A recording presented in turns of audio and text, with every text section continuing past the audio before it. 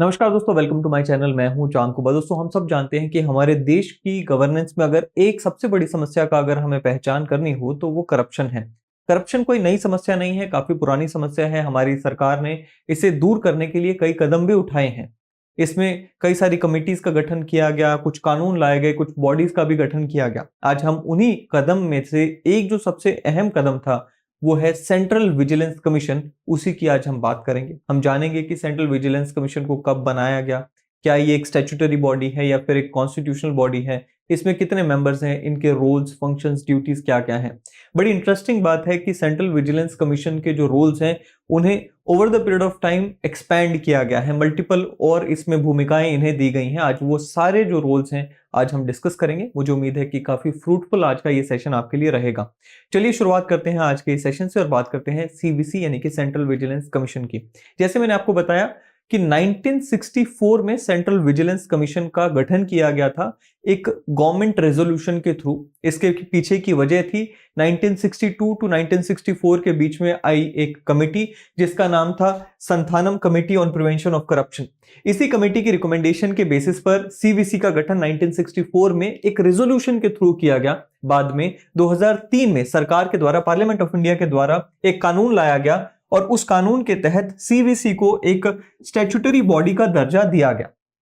ऐसे में जैसे मैंने आपको अभी जिक्र किया कि भाई इसके जो फंक्शंस हैं उन्हें बार बार एक्सटेंड किया गया है, एक्सपैंड किया गया है। ये हमें 2004 में भी देखने को मिला जब एक नया रेजोल्यूशन लाया गया था। आप सब जानते हैं विसल ब्लोअर्स के बारे में। विसल ब्लोअर वो लोग होते हैं जो कि डिपार्टमेंट का हिस्सा होते हैं, सरकारी तंत्र का हिस्सा होते हैं और सरकार के बीच में हो रही करप्शंस को उजागर करते हैं। नाउ इन विसल ब्लोअर्स को प्रोटेक्शन देने के लिए 2004 में एक रेजोल्यूशन लाया गया था, that is public interest disclosure and protection of informers resolution.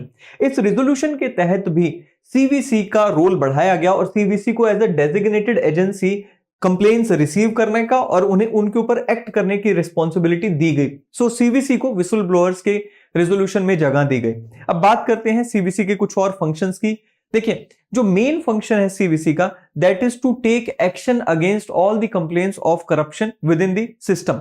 अब सीवीसी की कॉम्पोजिशन की अगर हम बात करें, कॉम्पोजिशन में हमें देखने को मिलता है कि अगेन ये मल्टी मेंबर बॉडी है जिसमें एक चेयरपर्सन होते हैं जिन्हें हम सेंट्रल विजिलेंस कमिश्नर के नाम से जानते हैं एंड अप टू 2 मेंबर्स इसमें हो सकते हैं। सो लगभग 3 मेंबर्स की ये बॉडी मैक्सिमम हो सकती है। अगर इनकी अपॉइंटमेंट की बात करें तो इन सभी मेंबर्स को अपॉइंट किया जाता है प्रेसिडेंट के द्वारा by warrant under his hand and seal on the recommendation of a committee.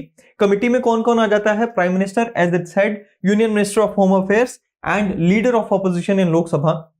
इन तीनों की कमेटी के द्वारा जिन मेंबर्स का नाम सजेस्ट किया जाता है उन्हें कमिश्नर के रूप में and other vigilance commissioner, I mean central vigilance commissioner के रूप में एंड विजिलेंस कमिश्नर्स के रूप में जगह दी जाती है। इनकी टेन्योर की अगर हम बात करें तो 4 वर्षों की इनकी टेन्योर देखने को मिलती है और the age of 65 years whichever is earlier, वहां तक इनकी टेन्योर रहती है। They are not eligible for reappointment under any central और स्टेट गवर्नमेंट जॉब। अब बात करते हैं कि ये किस मिनिस्ट्री के अंडर आते हैं या कौन मिनिस्टर इन्हें कंट्रोल करता है। तो यहां पर मैं आपको स्पष्ट कर दूं कि सीवीसी किसी भी मिनिस्ट्री के अंडर नहीं आता है। CVC is directly responsible to the parliament of India. So ये चीज को हमें इंश्योर करके चलना चाहिए।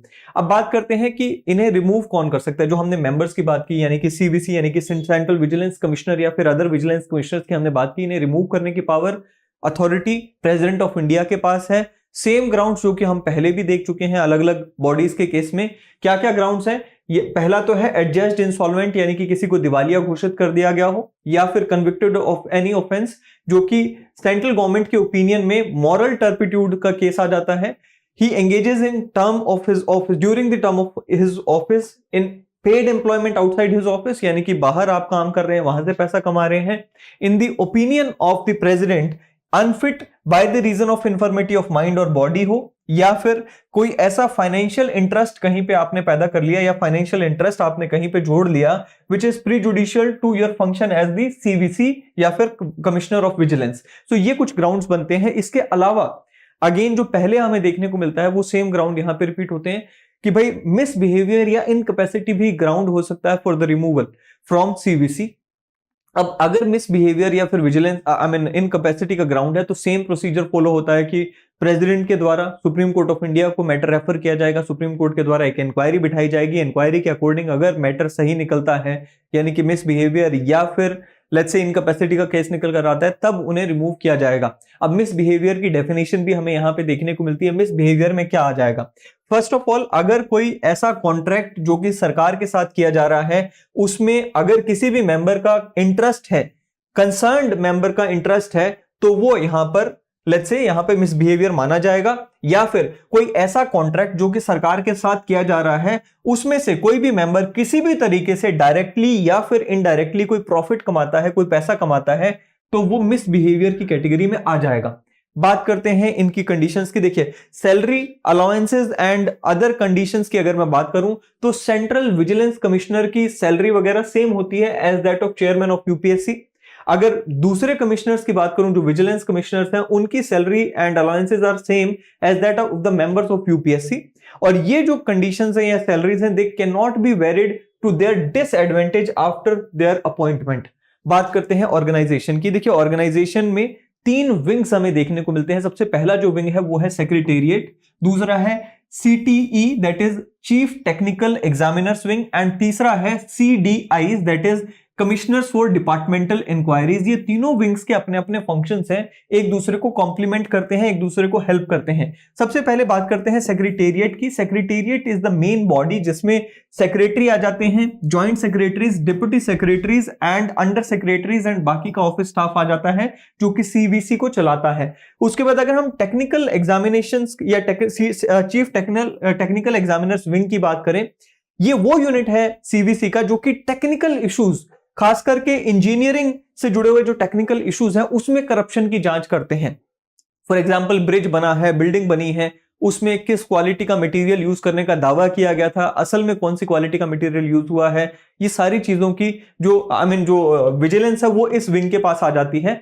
इसमें कौन कौन होता है? सो कहता है जी, CTE organisations constitute the technical wing of CVC। इसमें चीफ इंजीनियर्स आ जाते हैं who is designated as chief technical examiner and supporting engineering staff इसमें आ जाता है। तीसरा जो मैंने आपको बताया वो कौन सा था? तो तीसरा मैंने आपको बताया CDI। इसको हम अभी डिस्कस करेंगे। सबसे पहले हम यहां पे बात कर लेते हैं टेक्निकल विंग के फंक्शंस की।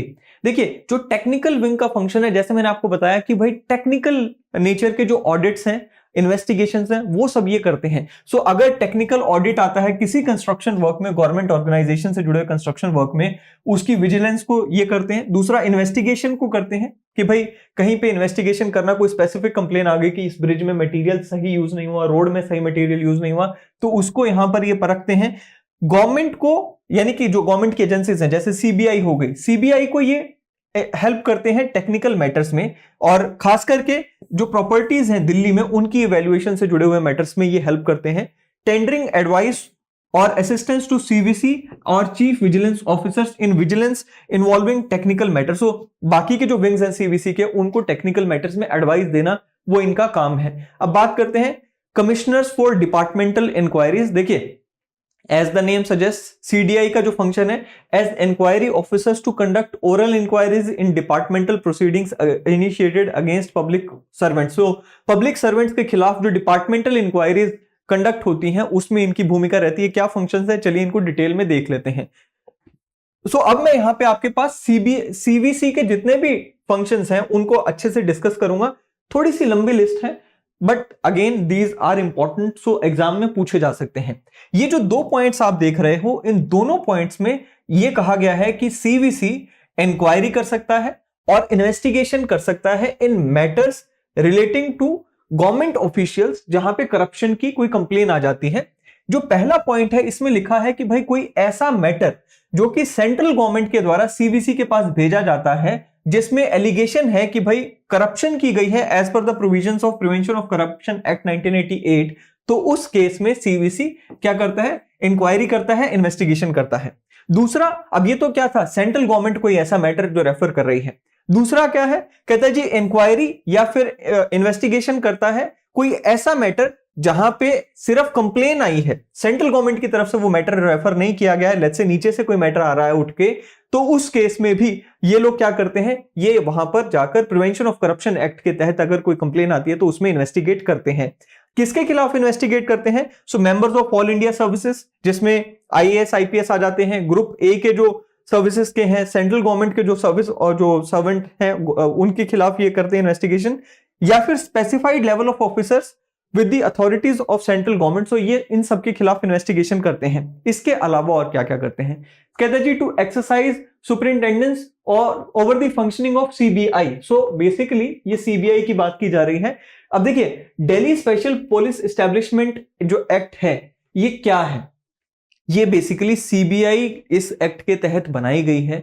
अब ये जो है इसके तहत सीबीआई से जुड़े हुए जितने भी करप्शन के मैटर होते हैं, जो सीबीआई करप्शन के मैटर्स में इन्वेस्टिगेशन कर रही होती है, उसके ऊपर सीवीसी सुपरिंटेंडेंस करता है, यानी कि निगरानी रखता है, पहली बात। दूसरा क्या है, डायरेक्शंस देता है सीबीआई को, सीवीसी डायरेक्शन देता है सीबीआई को in matters which are related to corruption. तो कोई भी ऐसा सीबीआई मैटर है जो कि प्रिवेंशन ऑफ करप्शन एक्ट से है, लेट्स से कोई केस आया है सीबीआई के पास जो कि प्रिवेंशन ऑफ करप्शन एक्ट से डील करता है, कोई मामला है, किसी सरकारी ऑफिसर के खिलाफ मामला आया है जिसमें प्रिवेंशन ऑफ करप्शन एक्ट भी शामिल है। अब ऐसे केस में डायरेक्शन भी दी जाएगी किसके द्वारा, सीवीसी के द्वारा डायरेक्शन दी जाती है। किसको, सीबीआई को डायरेक्शन दी जाती है। और जिन जिन केसेस में सीबीआई काम कर रही है, खास करके प्रिवेंशन से जुड़े हुए मैटर्स जिनमें काम कर रही है सीबीआई, उनमें रिव्यू ऑफ द प्रोग्रेस भी सीवीसी लेता है, यानी कि मामले में क्या सीबीआई ने क्या किया, कहां तक मामला पहुंचा, कितनी प्रोग्रेस हुई है, तो वो सब भी यहां पे सीवीसी का काम आ जाता है। इसके अलावा क्या है, कहता है जी review of the progress of application pending with the competent authority for the sanction of. अब देखिए सिर्फ मामला यहां पर सीबीआई का नहीं, और भी कोई पब्लिक अथॉरिटी के पास कोई करप्शन से जुड़ी हुई कंप्लेन आई है, डिपार्टमेंट में कहीं पे कोई कंप्लेन आ गई है, उनमें भी क्या प्रोग्रेस है उसके ऊपर भी ये अपनी पूरी निगरानी रखते हैं। इसके अलावा ये एडवाइस टेंडर करते हैं सेंट्रल गवर्नमेंट को कि जो करप्शन से जुड़े हुए मैटर्स हैं उनमें किस तरह से कदम उठाए जाए, किस तरह से करप्शन को रोका जाए। साथ ही में और जितने भी सेंट्रल गवर्नमेंट में विजिलेंस एडमिनिस्ट्रेशन से जुड़े हैं उनमें सुपरिंटेंडेंस का काम इन्हीं का रहता है। कहते हैं जी इसके अलावा और क्या क्या है, देखिए टू अंडरटेक। अब जैसे मैंने आपको बताया ना कि हमारा जो रिजोल्यूशन आया था विसल ब्लोअर से जुड़ा हुआ PDI, that is public interest disclosure and protection of informers resolution, उसमें भी इनका एक खासा अच्छा रोल दिया गया है। तो उसमें क्या है, सबसे पहले तो अगर कोई विसल ब्लोअर के द्वारा कोई कंप्लेन की जाती है तो उसमें ये इंक्वायरी करते हैं। दूसरा, central government is required to consult CVC in making rules and regulations governing vigilance and displaying disciplinary matters relating to central services and all India services। so basically CVC से जुड़े हुए एडवाइस लेती है government कि भाई किस तरह से करप्शन को रोका जाए, तो उससे जुड़े हुए जो रूल्स बनाती है सेंट्रल गवर्नमेंट, खास करके ऑल इंडिया सर्विस या सेंट्रल सर्विसेज के लिए, उसमें यहां पे राय ली जाती है। साथ ही में आप देखिए सीवीसी का रोल ईडी में भी है। आपने ईडी की खबर तो सुनते रहते हैं ना, एनफोर्समेंट डायरेक्टरेट। अब ये जो एनफोर्समेंट डायरेक्टरेट के जो डायरेक्टर हैं, जो डायरेक्टर ऑफ एनफोर्समेंट हैं, उन्हें अपॉइंट करने के लिए एक कमेटी बनाई जाती है और उसमें सीवीसी का रोल रहता है।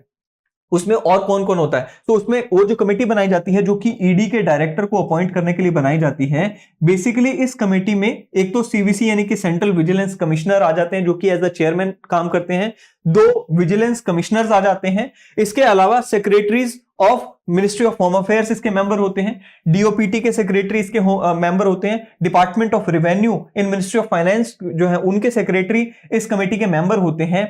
और ये सारे जो लोग हैं ये मिलाकर एक सिलेक्शन कमेटी बनाते हैं जिसकी रिकमेंडेशन पे central government director of ED जो है एनफोर्समेंट डायरेक्टरेट के जो डायरेक्टर हैं उन्हें अपॉइंट करते हैं। सो यहां पर आप देखेंगे कि सीवीसी के चेयरपर्सन यानी कि कमिश्नर वो उस कमेटी के भी चेयरपर्सन होते हैं जो कि ईडी के डायरेक्टर को अपॉइंट करते हैं। इसके अलावा और क्या है, कहते हैं जी दिस कमेटी इन कंसल्टेशन। अब देखिए ये जो कमेटी है जो कि डायरेक्टर ऑफ ईडी को अपॉइंट करती है, अब उसके बाद जो बाकी के मेंबर्स हैं ईडी के उनको भी इसी कमेटी के द्वारा अपॉइंट किया जाता है, बट उसमें डायरेक्टर ऑफ ईडी जो है उनकी भी कंसल्टेशन ली जाती है।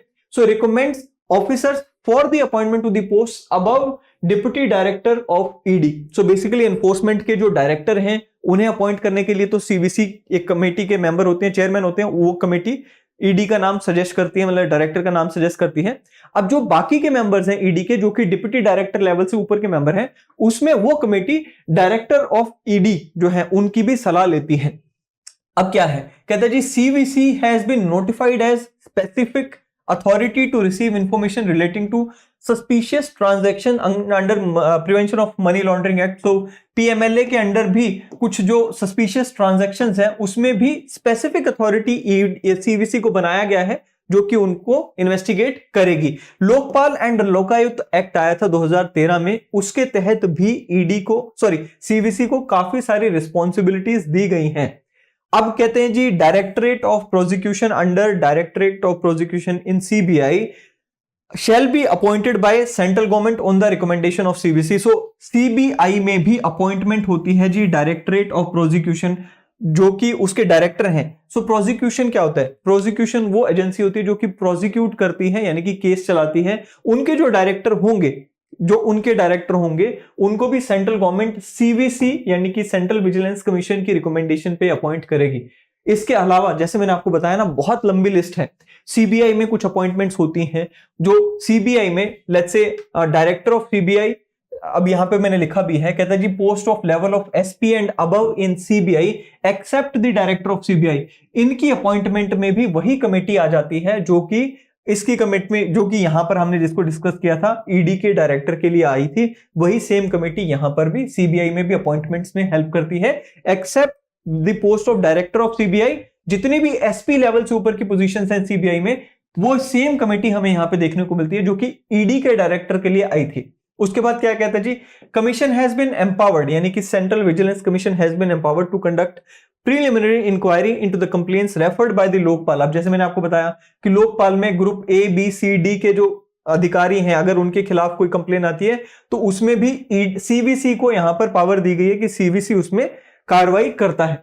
सो यहां पर लोकपाल से जुड़े हुए मैटर में भी सीवीसी आ गया है। ज्यूरिसडिक्शन में तो देखिए जैसे मैंने आपको बताया कि काफी लंबी चौड़ी ज्यूरिसडिक्शन है। सो सेंट्रल गवर्नमेंट के जितने भी मेंबर्स आ गए, सेंट्रल सरकार के जितने भी ग्रुप ए ऑफिसर्स आ गए, यूनियन के आ गए, वो सब आ गए। पब्लिक सेक्टर बैंक्स आ गए जिसमें स्केल 5 एंड अबव के जो ऑफिसर्स हैं, नाबार्ड, आरबीआई, सिडबी, इनके जो ग्रेड डी एंड अबव के ऑफिसर्स हैं वो सब आ गए।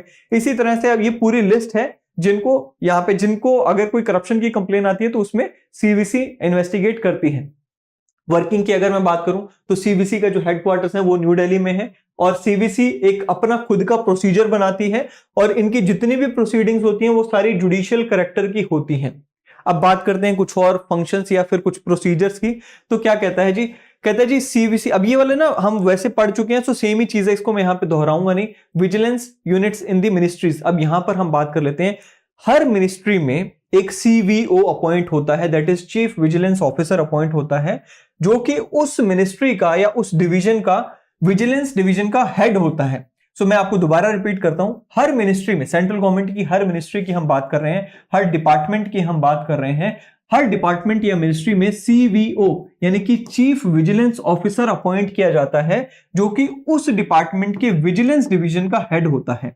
नाउ ये जो डिपार्टमेंट का हेड है, सीवीओ है, ये बेसिकली एक लिंक की तरह काम करता है। लिंक कैसे? लेट्स से कोई डिपार्टमेंट है, उसमें हमने सीवीओ को अपॉइंट किया, ये जो सीवीओ होगा ये इस डिपार्टमेंट के बीच में एंड सीवीसी के बीच में, सेंट्रल विजिलेंस कमीशन के बीच में लिंक का काम करेगा, एंड इस डिपार्टमेंट के बीच में एंड सीबीआई के बीच में लिंक का काम करेगा। सो कल को कोई भी करप्शन से जुड़ा मैटर होगा तो ये मैटर यहां से पहले इनसे पूछा जाएगा कि भाई इस डिपार्टमेंट में ये कंप्लेन आ रही है, क्या किया जाए। सो इस तरह से ये सीवीओस का काम यहां पर आ जाता है।